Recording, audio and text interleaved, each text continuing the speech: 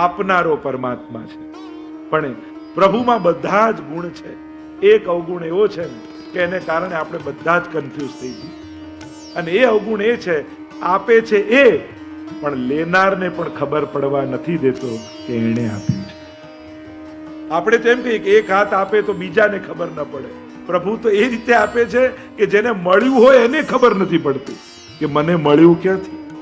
એને તો એમ લાગે મારી બુદ્ધિ ને મારી મહેનત ને મારી હોશિયારી, મારો પરિશ્રમ. અરે દુનિયામાં ઘણા મહેનત કરનારા છે, ક્યાં મળે છે?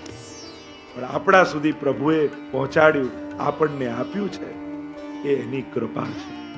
વૈષ્ણવે તો હંમેશા જીવનમાં યાદ રાખવું, ક્યારે પણ પોતાના બુદ્ધિ બળ એનું ગૌરવ નહીં કરવું, ક્યારે પોતાના પુરુષાર્થના બળનું ગૌરવ નહીં કરવું, ક્યારે પણ પોતાનું ભાગ્ય બળ નહીં માનવું. આપણા માટે તો એક જ બળ છે અને એ છે પ્રભુનું કૃપા બળ. બસ પ્રભુના કૃપા બળે આજે જ્યાં છીએ ત્યાં છીએ. આજે અમારા હાથે, અમારા દ્વારા, અમારા પરિવાર થકી જે કાંઈ પણ થઈ રહ્યું છે એ એમની કૃપાનું કારણ છે. જીવનની દરેક સફળતાઓમાં ભગવાનને કારણ માનશો ને તો આનંદ થશે, અહંકાર નહીં આવે. પ્રભુ કારણ અને જીવનની દરેક અસફળતામાં પોતાને કારણ માનશો ને તો દુઃખ નહીં થાય. આ તો મારા જ કરેલા કર્મ. આપણે શું કરી, જયારે અસફળતા થાય ને કોઈકને કારણ ગોતી લે. આ પેલાએ આમ કર્યું, એને સાથ આપ્યો હતો, એને આમ ન કર્યું હોત તો આમ થાય. એટલે દુઃખના કારણમાં બીજા અને સુખના કારણમાં આપણે. આ તો આપણી હોશિયારી નથી, આપણી ચતુરાઈ નથી.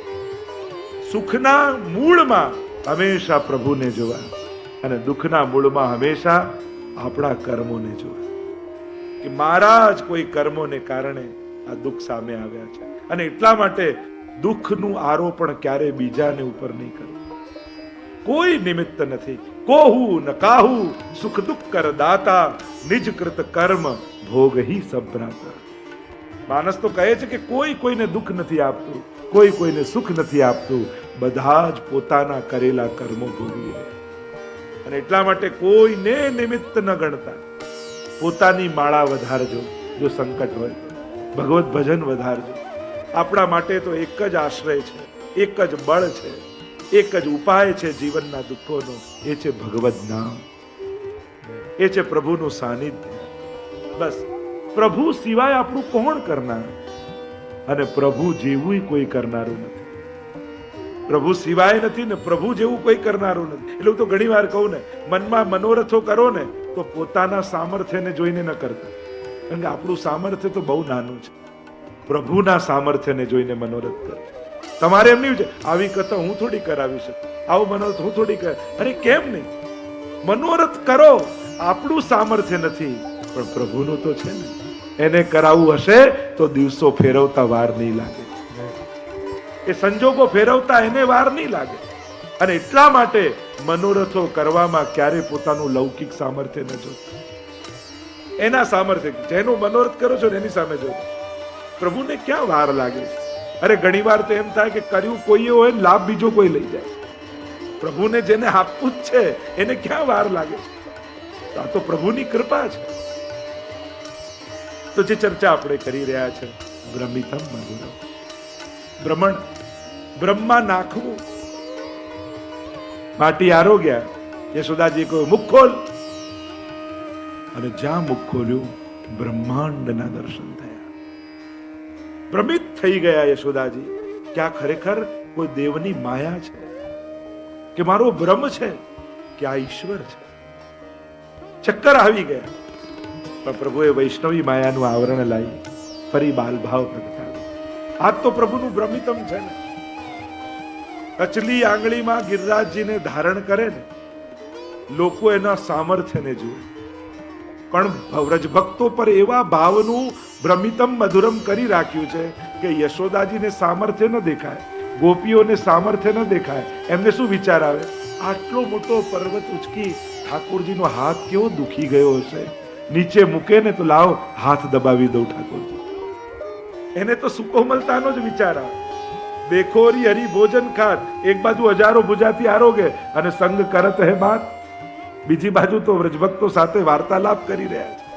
સામર્થ્યની લીલામાં પણ જે સુકોમલતાનો અનુભવ કરી લે એ જ વ્રજ ભક્ત છે. જ્યાં દુનિયા એના યશોગાન કરતી હોય કેવું સામર્થ્ય, અને ત્યાં પણ જે સુકોમળતાને જોઈ લે, ત્યાં પણ એ ભાવ કરી લે, એ વૈષ્ણવની ભાવવૃત્તિ છે. ભ્રમિતમ મધુરમ. આમાં પ્રભુ ભ્રમણ કરે છે, અનેક પ્રકારના ભ્રમમાં પ્રભુ પડે છે. એવી અનેકવિધ લીલાઓ છે ને કે માખણ લઈને એ કાગ કે ભાગ કહા કહીએ, જો હરિ હાથ સો લે ગયો માખણ રોટી. બ્રહ્માજીને ચક્કર આવી ગયા કે હું માછલું બનીને આવ્યો અને મને કણિકાય ન મળી, અને આ કાગડો કેવલ નંદાલયના ઝાડ ઉપર બેઠો હતો અને પ્રભુના અધરામત માખણ અને રોટી એને મળી ગઈ. આ વ્રજલીલાનું મહાત્મ્ય એ જ છે. અહીંયા દેવતાઓ રહી જાય છે અને કાગડાઓ ફાઈ જાય છે. આ તો પ્રભુની ભ્રમણની લીલા છે, ભ્રમિત કરનારી લીલા છે. મોટા મોટા મુનિઓને પણ સમજમાં ના આવે કે આવું તો કોઈ ગ્રંથમાં લખ્યું નથી કે આ રીતે કૃપા થાય, અને પ્રભુ આ રીતે કરે છે. મુનિઓ પણ ભ્રમિત થઈ જાય. સ્વયં પરીક્ષિત મહારાજ પણ ભ્રમિત થઈ ગયા ને પ્રશ્ન કરી દીધો કે આવા ભગવાન થઈને પણ આમ ગોપીઓ સાથે રાસ કેમ કર્યો પરમાત્મા? એટલે સુખદેવજી પણ કથા આગળ ન સંભળાવી રાસ. અંગ ભ્રમિત થઈ ગયા, શંકા થઈ ગઈ. એવી અનેકવિધ લીલાઓ તમે જુઓ. મોટા મોટા દેવતાઓ હોય, મોટા મોટા મુનિઓ હોય કે પ્રભુના નિકટના ભક્તો હોય, એ પણ બ્રહ્મમાં પડી જાય, પ્રભુને ઓળખી નથી શકતા. એવી લીલા કરનારા પ્રભુ છે. અને એટલા માટે કહ્યું ભ્રમિતમ મધુરમ. વેણુ મધુર. વેણુ મધુર છે. વેણુના અનેક ભાવ. જો કૃષ્ણ નું ચિત્ર ન દોરો, પણ કેવલ વેણુ, મોરપીંછ અને ગાય આટલું મૂકી દો ને તો એ ખબર પડી જાય કે આ કૃષ્ણનું ચિત્ર છે. આ એક પરિચય છે, પ્રભુના અભિન્ન અંગ રૂપ છે. કૃષ્ણ તત્વની સાથે અભિન્ન રીતે જોડાયેલા તત્વોમાંનું એક પરમ તત્વ એ વેણુ છે. વેણુના સ્વરૂપની પણ અનેકવિધ પ્રકારની ચર્ચા કરી. ક્યાંક તો મહાપ્રભુજી એમ કહ્યું, વંશસ્તુ ભગવાન રુદ્ર. સાક્ષાત વેણુ છે ને એ મહાદેવજીનું રૂપ છે, અને વેત્ર છે બ્રહ્માજીનું રૂપ છે, એમ પણ કહેવામાં આવે. ક્યાંક એવો ભાવ બતાવ્યો કે આ વેણુ સાક્ષાત સરસ્વતીજી રૂપ છે, કે જે જડ કરીને પડ્યા છે. તો પ્રસંગ આવે છે કે નિકુંજમાં ઠાકોરજી બિરાજમાન છે, રાધાજીનું સ્મરણ કરી રહ્યા છે. રાધા રાધા રાધા રાધા રાધા નામનો અખંડ જાપ પ્રભુના મુખેથી થાય, રોમ રોમથી થાય. બધું જ ભૂલી ગયા પ્રભુ, પણ મુખમાંથી રાધા નામ અખંડ રૂપે જપાય છે.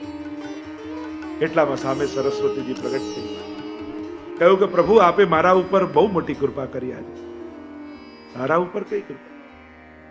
સરસ્વતીજી કહે કે આપ બધું ભૂલી ગયા, પણ આપના મુખમાંથી રાધા શબ્દ નીકળે છે, અને શબ્દ નીકળે છે એટલે કે આપે મને યાદ રાખ્યું. હું છું, સરસ્વતી છું. અને જ્યારે આવું કહ્યું ત્યારે પ્રભુને ન ગમ્યું. પ્રભુ મૌન થઈ ગયા, અને મુખમાં રહેલા સરસ્વતીજી જડ બનીને ભૂતલ પર પડ્યા. અને એ જ વેણુ છે, એમ ક્યાંક ગ્રંથોમાં કે જડ બનેલા સરસ્વતીજી પોતે વેણુ રૂપ ધારણ કરીને પ્રગટ થયા.